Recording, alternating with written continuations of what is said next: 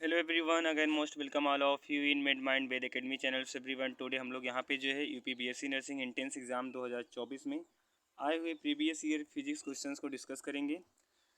यहाँ पे जो प्रश्न फर्स्ट पूछा गया था, तापमान का एसआई मात्रक क्या है? The SI unit of temperature. तो टेम्परेचर का यहाँ पे फर्स्ट ऑप्शन जो दिया गया था, मतलब कि जब पूछा था तो यहाँ पे फर्स्ट ऑप्शन दिया था केल्विन, सेकेंड है कैंडला, थर्ड ऑप्शन है मोल एंड लास्ट ऑप्शन है मीटर। तो करेक्ट ऑप्शन हो जाएगा यहाँ पे हम लोग का तापमान का सही मात्रक जो है केल्विन होता है। अगला प्रश्न पूछा था, निम्नलिखित में से कौन सा एक अदिश राशि है?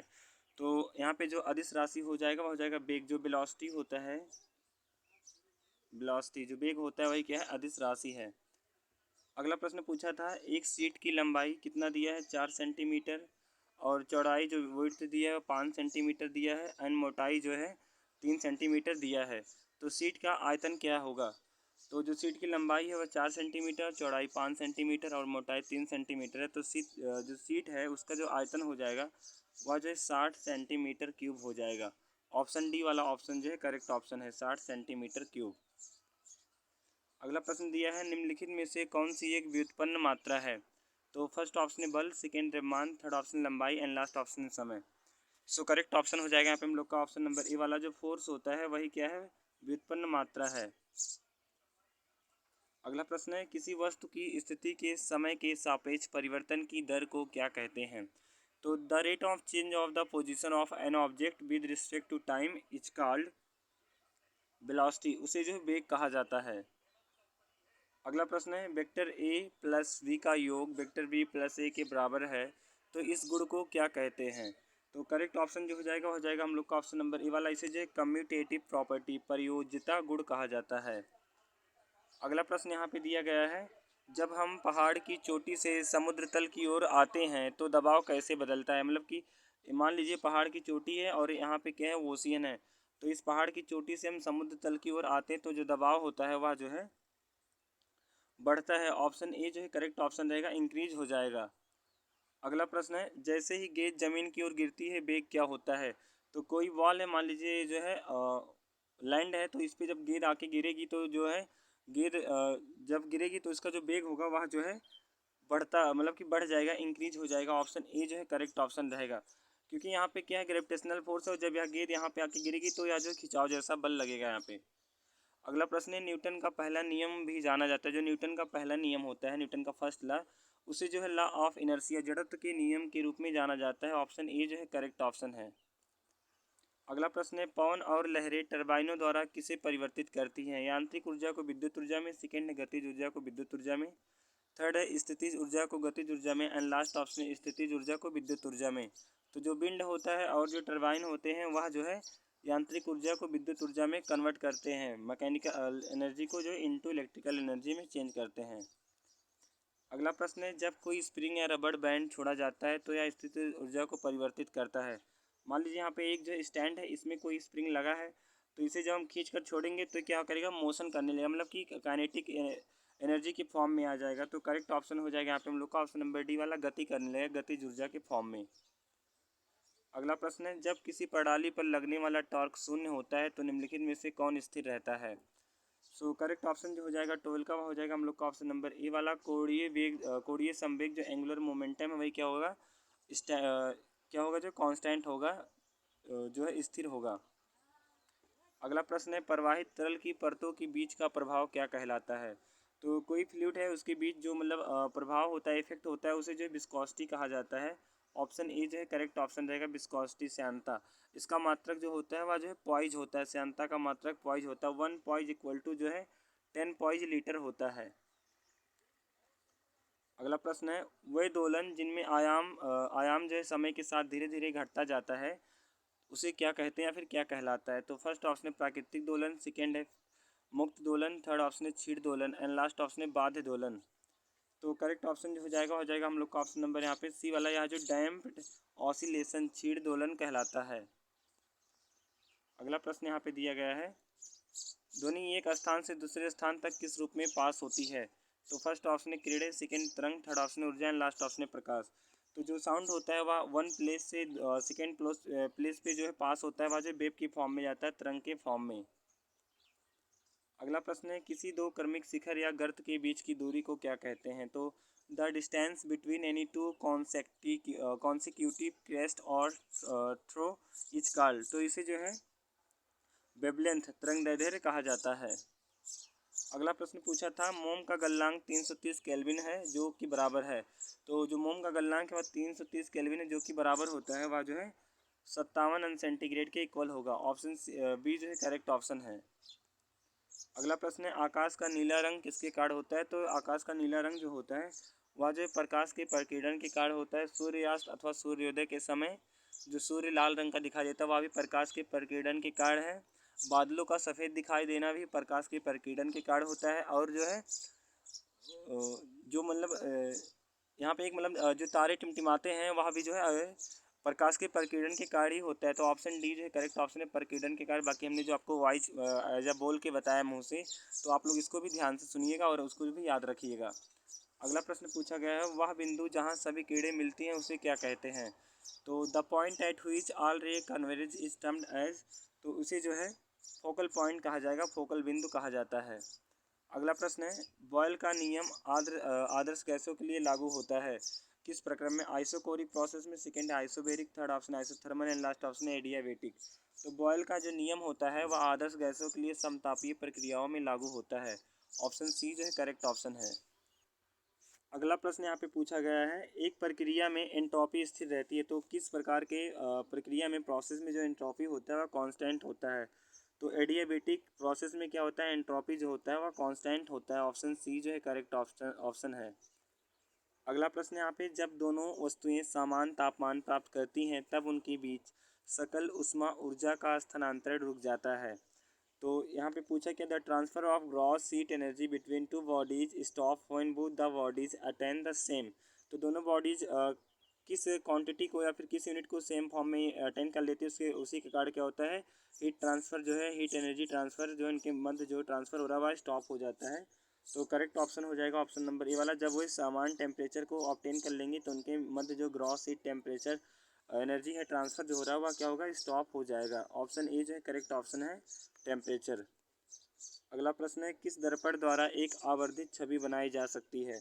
तो आवर्धित छवि जो मैग्नीफाइड इमेज बनता है वह जो अवतल दर्पण के द्वारा बनता है, कॉनकेव इमेज कॉनकेव मिरर के द्वारा बनता है। अगला प्रश्न है दो समानांतर दर्पणों के बीच रखे गए किसी वस्तु की छवियों की संख्या कितनी होगी? तो समानांतर मतलब कि मान लीजिए यहाँ पे एक दर्पण ए है और यहाँ पे एक दर्पण बी है, तो ये जो है एक दूसरे के सामने है, तो इनके बीच कितनी छवि बनेगा? तो जो छवि बनेंगी वह जो है टोटल दो नहीं यहाँ पे इनफाइनाइट जो है इमेज बनेगा, तो यहाँ पे ऑप्शन सी जो है करेक्ट ऑप्शन रहेगा इनफाइनाइट। अगला प्रश्न है एक इलेक्ट्रिक मोटर एक समान छड़ पर 2 सेकंड में 200 बार पतली तांबे की तार लपेटती है जिसका व्यास 10 सेंटीमीटर है। तो एक सेकंड में छड़ पर लपेटे गए तार की लंबाई क्या होगा? तो यहाँ पे 2 सेकंड में 200 बार पतली तांबे की तार लपेटती है जिसका व्यास 10 सेंटीमीटर है। तो एक सेकंड में छड़ पर लपेटे गए जो तार की लंबाई होगा वह जो है 10 पाई होगा। क्या होगा? 10 पाई होगा। ऑप्शन बी जो है करेक्ट ऑप्शन है। अगला प्रश्न है एक प्रयोगशाला थर्मामीटर की सीमा रेंज क्या होता है? तो एक प्रयोगशाला थर्मामीटर की जो सीमा रेंज होता है वह जो है -10 अंश सेंटीग्रेड से -110 अंश सेंटीग्रेड होता है, -10 टू -110 सेंटीग्रेड। अगला प्रश्न है एक प्रकाश किरण एक समतल दर्पण पर क्षैतिज तल में लंबवत के साथ 30 अंश का कोण बनाते हुए गिरती है। परावर्तित किरण और लंब के बीच का कोण क्या होगा? तो a light ray is incident on a plane mirror placed in a horizontal plane making an angle of 30 अंश with the vertical the angle between the reflected ray and the normal is. So right option हो जाएगा option number यहाँ पे B वाला 30 अंश जो है 30 angle बनेगा। अगला प्रश्न है ध्वनि का स्वर निर्धारण किससे होता है? तो जो साउंड का पिच होता है वह जो है फ्रीक्वेंसी के द्वारा डिटरमाइन किया जाता है, आवृत्ति के द्वारा। सो ऑप्शन बी जो है करेक्ट ऑप्शन है। अगला प्रश्न है विद्युत घंटी किस सिद्धांत पर कार्य करती है? The electric bell work on which principle. So electric bell जो होता है वह जो है बिजली के चुंबकीय प्रभाव पर कार्य करती है। अगला प्रश्न है कार की गति मापने के लिए क्या उपयोग किया जाता है? तो कार की गति को मापने के लिए जो है स्पीडोमीटर का उपयोग जो है किया जाता है। ऑप्शन बी जो है करेक्ट ऑप्शन है स्पीडोमीटर। गैल्वेनोमीटर से विभव मापा जाता है, मीटर से प्रतिरोध मापा जाता है।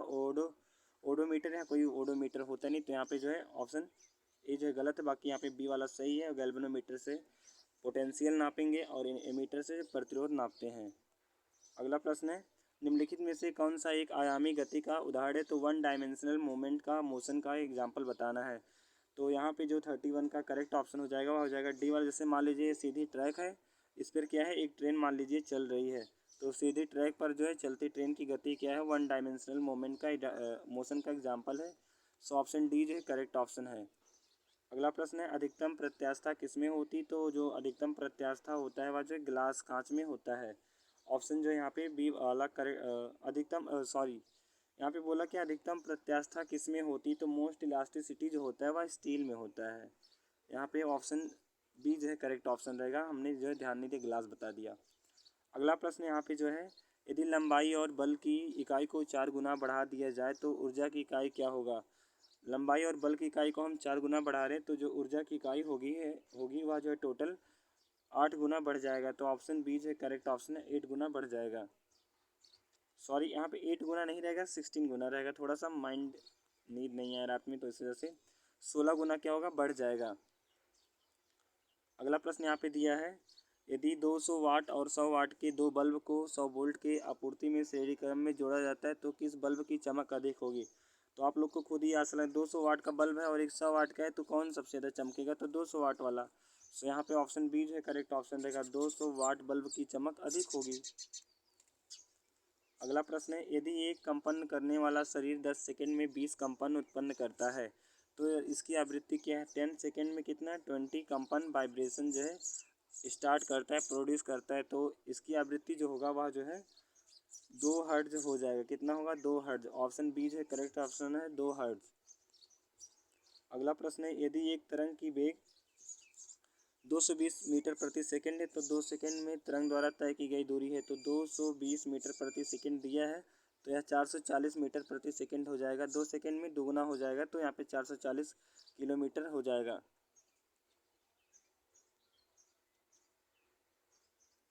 अगला प्रश्न है, एक धारा या नदी में पत्थरों के ऊपर बहता पानी पत्थरों को गोल और चिकना बना देता है, तो यहाँ पे कौन सा फ्रिक्शन या कौन सा फोर्स कार्य कर रहा है? तो इसका कार्य जो होगा वह जो है रोलिंग फ्रिक्शन हो जाएगा, रोलिंग घर्षण हो जाएगा। ऑप्शन ए जो है करेक्ट ऑप्शन रहेगा, क्योंकि यहाँ पे नदी का तल है, मान लीजिए यहाँ पे जो पत्थर है, तो जब ये बहता रहा है तो यहाँ पे ऐसे ऐसे मतलब गोल गोल राउंड करता है, तो यहाँ पे रोलिंग फ्रिक्शन काम कर रहा है, घर्षण। तो इसी के कारण क्या होगा, चिकना हो जाएगा। अगला प्रश्न है, ध्वनि किस माध्यम से गुजर सकती है? तो ध्वनि जो होता है वह ठोस, तरल और गैसों तीनों माध्यम से गुजर सकती है। ऑप्शन डी जो है करेक्ट ऑप्शन है। और ध्वनि को किस में नापा जाता है? तो ध्वनि को जो है डेसिबल में नापा जाता है। ऑप्शन, अगर डेसिबल वाला ऑप्शन दिया है तो करेक्ट ऑप्शन रहेगा।